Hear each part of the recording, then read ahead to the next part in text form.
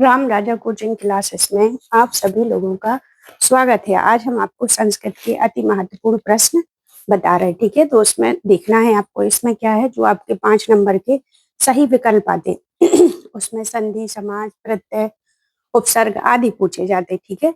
तो इसमें क्या है, जैसे लिखा है कि जगत धन ईसा, ठीक है। तो जगदीशा क्या हो जाएगा हमारा, जगदीशा। अगर इसमें संधि पूछी जाए तो व्यंजन संधि होगी। जैसे लिखा एकाएक इत्यस्मने पदे संधि अस्ति, एकास्मन जिसमें 2 मात्राएं हैं उसमें हमारी वृद्धि संधि होगी, ठीक है। दीर्घ संधि उदाहरण अस्ति, दीर्घ संधि में क्या होगा, जैसे तथ्यो गणेश, तो इसमें क्या है, इसमें है दीर्घ संधि और इसमें है गुण संधि, ठीक है। इसमें है वृद्धि संधि, इसमें है गुण संधि। रमेश में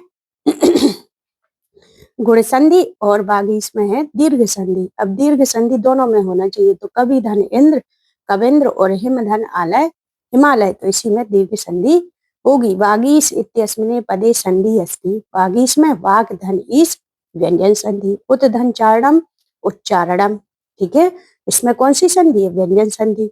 सदैव में संधि विच्छेद भविष्यति, सदा धन यो बराबर सदैव, कौन सी संधि हो जाएगी हमारी, वृद्धि संधि हो जाएगी। जैसे नयनम लिखा तो इत्यस्मिने पदे संधि अस्ति, ने धन अनम बराबर अयादि संधि, ठीक है। इसमें कोई मात्रा नहीं है, ना बड़ा अक्षर है, इसलिए इसमें क्या हो जाएगा, इसमें हमारी आयादि संधि होगी। बालस चलती इत्यस्मिने पदे संधि अस्ति, बाला धन चलती बराबर विसर्ग संधि। उत धन लासा उल्लासः, ठीक है। शीत धन उष्णम शीतोष्णम, ठीक है। शीतोष्णम बराबर गुण संधि। सत धन शीला इत्यस्मिने संधि, तो सत धन शीला बराबर सच्छीला, ठीक है। क्या हुआ है, सच्छीला। तल्लीना तत धन लीना, ठीक है। तो तल्लीना अगला है विसर्ग संधि। नमः धनते बराबर नमस्ते, ठीक है। राजेश में है अपनी गुण संधि, नेक में है अपनी ना धन एक बराबर वृद्धि संधि। पवन नयन में है आयादि संधि। सदाचार सत धन आचार व्यंजन संधि। नह धन अस्ति बराबर नास्ति।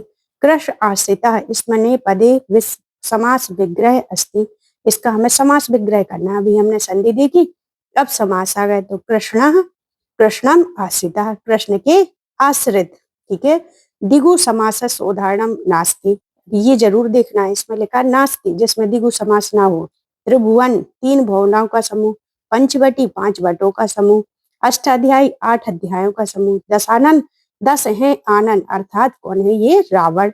इसमें हो जाएगा अपना कौन सा समास, बहुब्रीहि समास। तत्पुरुष समासनम उदाहरणम अस्ति, तत्पुरुष समास का उदाहरण बनाना है। तो नीलोत्पलम इसमें हो गया कर्मधारय, पीताम्बर में हो गया अपना बहुब्रीहि, और प्रतिदिनम प्रति उपसर्ग है इसलिए हो गया अव्ययी भाव। दीनों के लिए दान, ठीक है। चतुर्थी तत्पुरुष समास है, दीनों के लिए दान। प्रतिदिनम सचक्रम इत्यस्मिने पदे समासः अस्ति, प्रतिदिनम और सचक्रम में कौन सा समास होगा हमारा, अव्ययी भाव, क्योंकि इसमें अव्यय शब्द लगे हैं। बाण हतः इत्यस्मिने पदे विग्रह अस्ति, बाणेन हतः क्या हो जाएगा, बाण के द्वारा मारा गया। लंबोदरः समास पदे अस्ति, लंबोदर में कौन सा, लंबा है उधर जिसका अर्थात गणेश जी, तो इसमें अपना बहुब्रीहि समास होगा। ग्राम गतः इसमें पदे समास अस्ति, ग्राम को जाता है, कहाँ जाता, गांव को जाता है, कर्ता ने कर्म को। चोर भयम इत्यस्मिने पदे समासः अस्ति, चोर से भय, ठीक है। कैसे भय है, चोर से। चौरात भयम इसका समास विग्रह हो गया चौरात भयम, चोर से भय, तो पंचमी तत्पुरुष समास। कर्मधाराय समास उदाहरणम अस्ति, कर्मधाराय समास जैसे विद्यालय है, हरिहरऊ है, पंचरात्र पंचपात्रम, तो महापुरुषः कर्मधाराय समास विशेष और विशेषण होता है, ठीक है। पंचपात्रम में हो गया द्विगु समास, हरिहरऊ में हो गया अपना कौन, ये हो गया द्वंद्व समास, और विद्यालय में हो गया तत्पुरुष समास, ठीक है। इसमें क्या है, महापुरुष में हो गया कर्मधाराय समास। महान पुरुष आ जाए या दुरात्मा आ जाए, कोई भी आ जाए, उसकी विशेषता बताई जाए तो उसमें तत्पुरुष समास होता है। जैसे ये आ गया हरिहरऊ, ठीक है। हरिश्च हरियश्च, ठीक है। एक हरि किसके लिए, हरि विष्णु के लिए, हरियश्च अपने शंकर भगवान के लिए। द्वंद्व समास उदाहरणम अस्ति, द्वंद्व समास का उदाहरण बनाना। द्वंद्व समास में और शब्द से परे था, जैसे चंद्रशेखरा, ये तो हो गया बहुब्रीहि समास, चंद्रमा है शिखर जिसके अर्थात शंकर भगवान। पंचपात्रम 5 पात्रों का समूह। कृष्ण भक्त, कृष्ण का भक्त। पितरऊ, माता चा पिता चा, माता और पिता, तो इसमें अपना द्वंद्व समास हो गया। घन श्यामा इत्यस्मै पदस्य समास विग्रह अस्ति। घन यो श्यामा, इसमें कौन सा समास है? इसमें कर्मधारय समास है। शक्तिमानः गुणवानः इत्यस्मिन् पदे प्रत्यय अस्ति। शक्तिमान और गुणवान में मुतु प्रत्यय होगा, गतः में कृत प्रत्यय होगा। ठीक है, जहां ता हो वहां कित प्रत्यय होता है। दीप प्रत्यय ये स्त्री प्रत्यय है। ठीक है, तो इसमें क्या हो जाएगा? गुणिनी। ठीक है, हसी तुम, इसमें अलग आ रहा। गन तुम, तो तुमुन प्रत्यय। तुम शेष रह रहा तो तुमुन प्रत्यय हो गया। टाप प्रत्यय सुधारण मत्स्य, टाप क्या है? स्त्री प्रत्यय है। अजा, अज, अज से बन गया अजा। ठीक है, अज माने बकरा, आजा माने बकरी। तुमुन प्रत्यय सुधारणम नास्ति, देखो इसमें नास्ति लिखा है, जिसमें तुमुन प्रत्यय ना हो। तो जे तुम में तुमुन प्रत्यय है, ने तुम में तुमुन प्रत्यय है, कर तुम में तुमुन प्रत्यय है, पठतु में कित प्रत्यय है, इसलिए इसमें ये हो जाएगा पठतु। सेवमाना याचमाना इत्यस्मिन् पदे प्रत्यय अस्ति।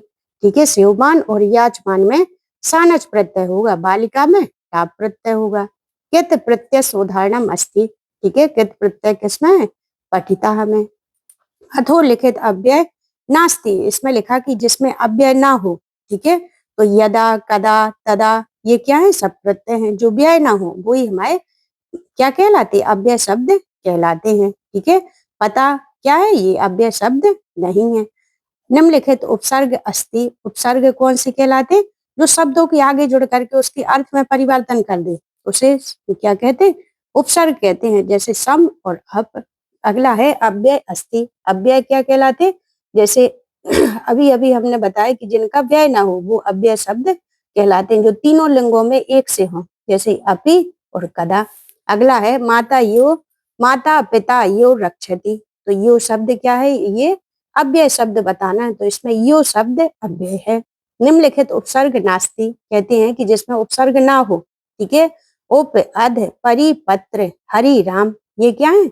ये संज्ञा शब्द हैं। क्या शब्द हैं? संज्ञा शब्द हैं, इसलिए हरि और राम ये उपसर्ग नहीं है। ठीक है, अधोलिखित पदेश उपसर्ग अस्ति, उपसर्ग कौन कहलाते? जैसे परा है तो ये क्या है? ये उपसर्ग है।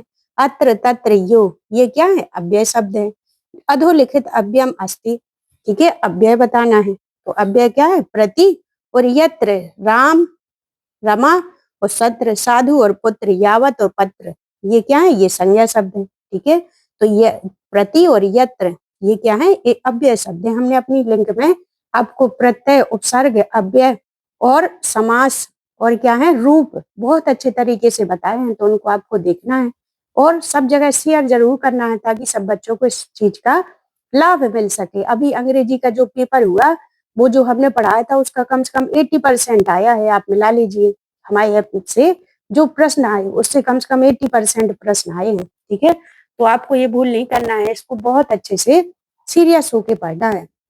अधोलिखित शब्देश उपसर्ग नास्ति, कहते हैं कि उपसर्ग किसमें नहीं है। ठीक है, तो अधि, अभि, अति 22 उपसर्ग होते संस्कृत में, तो इनमें ये आते हैं, लेकिन अपना 80 नहीं है। अधोलिखित अव्यय नास्ति, कहते हैं कि अव्यय नहीं है। जैसे मीन हो गया, भुआ हो गया, सनई हो गया, कुत्ता हो गया, तो मीन माने क्या होता? मछली, तो ये संज्ञा शब्द है।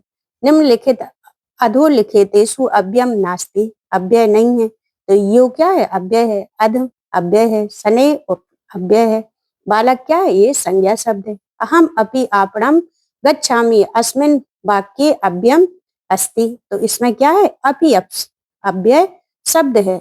बालकः तम दुर्बलम वृषभान तोदनेन नुद्मानः अवर्तत अस्मिन् वाक्ये विशेषणम पदम किम, इसमें विशेषण पद बताना है। विशेषण शब्द भी कहलाते हैं जो किसी शब्द की विशेषता बताएं। ठीक है, तो इसमें क्या है?